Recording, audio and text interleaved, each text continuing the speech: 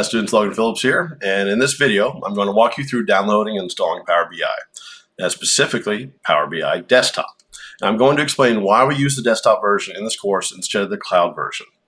Now, what you're installing is Power BI, and it comes in two main pieces. The Power BI Desktop, which is an application installed on your computer. This is what we're using, and Power BI Services, which is a cloud version, a website where reports can be published and shared. You cannot do work on the cloud version. In this course, we're going to build everything in Power BI Desktop because it's the most consistent, most capable learning environment. So step one, we need to confirm your computer can run it. Power BI Desktop is a Windows first. If you're on Windows 10 or Windows 11, you are good. If you're on a Mac, Power BI Desktop does not run natively. You'll need one of these three options. One, best, recommended, use a Windows PC. Go to the campus, use one there, or go and if you have a friend or office or a spare PC, use a PC. Second option is use a virtual Windows environment like Parallels, or go to the campus and use one of the PC campuses. Those are your three options. Windows PC, recommended, virtual machine like Parallels on your Macs, or the campus computers. I do not have any input on the campus computers, and I have no input on your Macintosh computers. I cannot help you on a Mac, an Apple product. I don't use them. I don't know them. I don't own them. I'm not an Apple fanboy. I don't like Apple. So if you're using Apple, you're going to be on your own. This is a PC-based software. It can run on Mac if you're good enough to be able to run Parallels and those types of softwares. So if you're on a Mac and it's your only device, don't panic.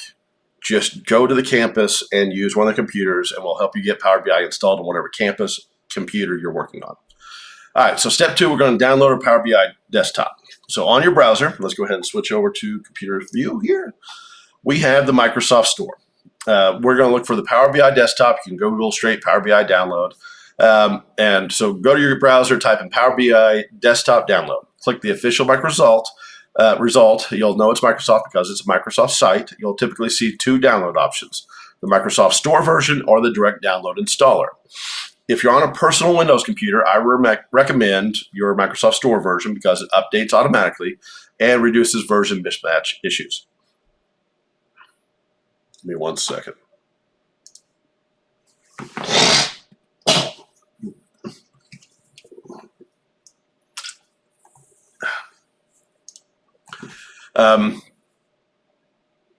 I recommend the Microsoft Store version because it updates automatically and reduces version mismatch issues.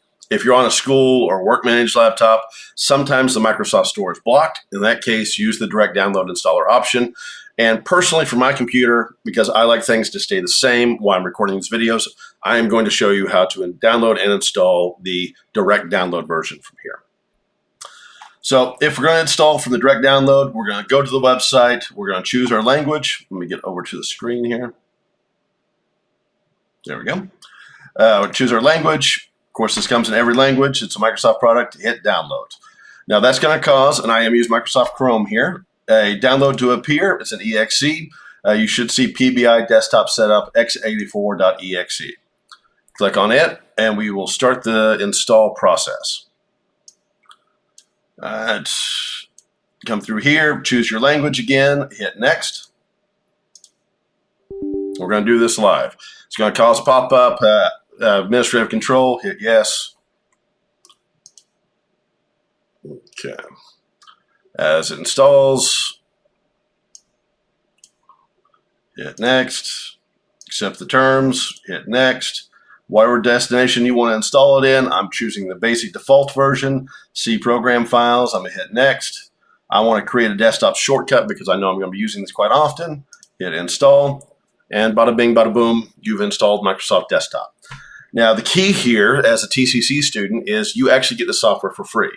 It's a very expensive software. So once we install, we're going to log in with our single sign-on of TCC and get you full access to this product for free. So once it's installed, we'll wait on this for a second, let it register, then we go into the first launch settings and getting it all running appropriately. And I'm going to make you watch this so that you understand how slow this can be even on my computer, which is very, very high-end because I built it myself.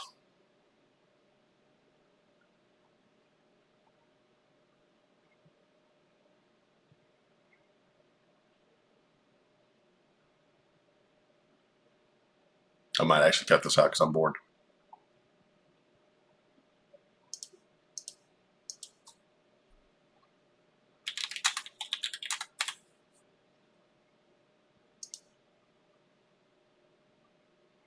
Well, you want to hear a dad joke?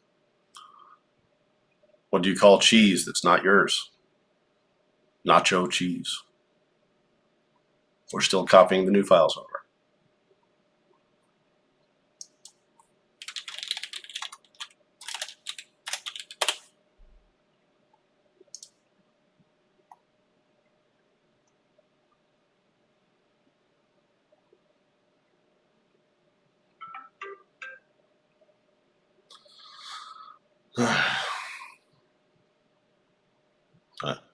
Why didn't the elephant use the computer? He was afraid of the mouse.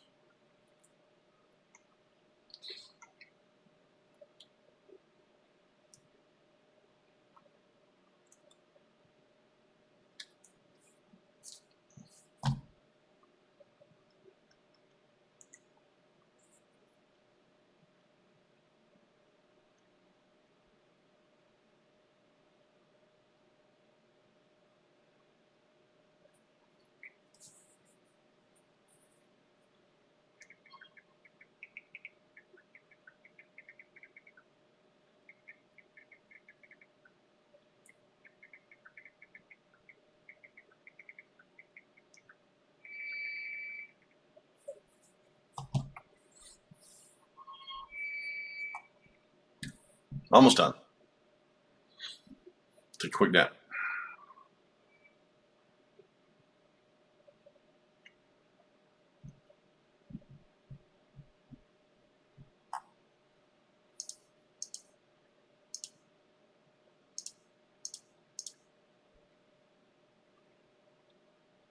Well, while we're looking at that and it's installing, I'll just go ahead and show you a nice feature that you have students have here. As a student at TCC, you actually have free software downloads, including Microsoft Office, all that kind of fun stuff. So on your My TCC page, if you go to downloads, you'll be able to find Microsoft Office. You can install Microsoft Office from here. There is actually a VPN if you'd like to install the VPN services. And then Kivoto Softrings is a bunch of software that you can get for free.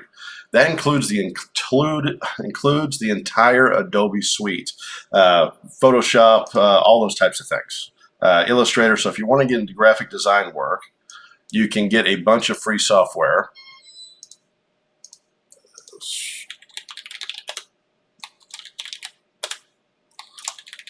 Didn't need you guys seeing all my secret questions.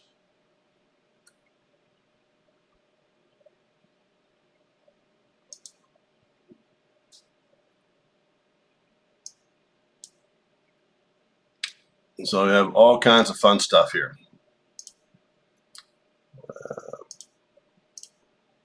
And this is typically all free for students. If you're enrolled at OSU or OU after this, or TU, they have an even bigger collection like Corel Draw, Parallels, Desktop Standard Edition if you're using that Mac and need to install this software, NordVPN Standard if you're wanting to run a VPN. All these software are free to use as a student. But the most important one is, of course, your Microsoft Office 365. Go in and download this, install Office, and take care of it. All right, we're finished. So Power BI has installed. We are now going to go into our, let me get back to it. I lost my place. Our first launch settings. So let's go ahead and hit finish, open up Power BI.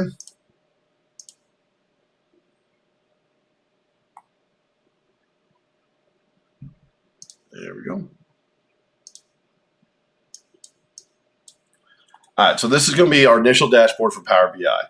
What you're going to want to do is come up to the right-hand side, go sign in, enter in your TCC email address.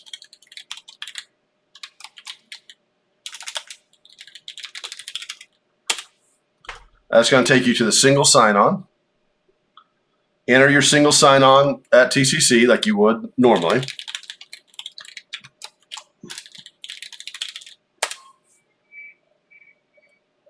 It's then going to take you over to the TCC organization itself. Do your T numbers and your passwords. This is a safe environment.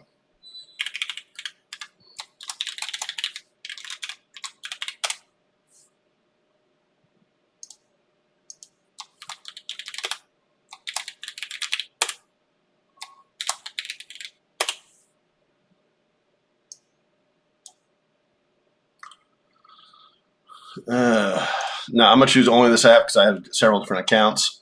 Now that has given my login, I am logged into the Power BI. I now have full access to everything.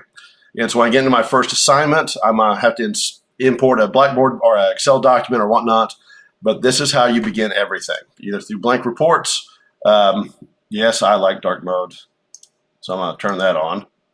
I'll take you through some initial setups, how to do things.